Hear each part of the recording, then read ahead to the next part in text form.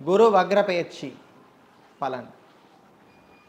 மிதுன ராசி அன்பர்களே, அக்டோபர் 9ஆம் தேதி முதல் பிப்ரவரி மாதம் 4ஆம் தேதி 2025 வரை உங்களுக்கு விரயங்கள், செலவுகள் கூடும், நன்மைகள் குறையும், தீமைகள் கூடும்.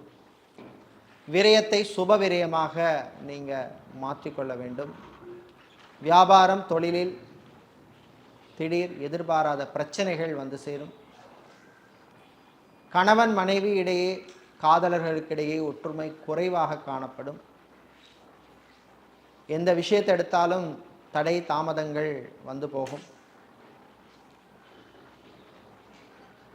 வெளியூர் வெளிநாட்டு பயணங்களின் பொழுது கவனமாக இருக்க வேண்டும்.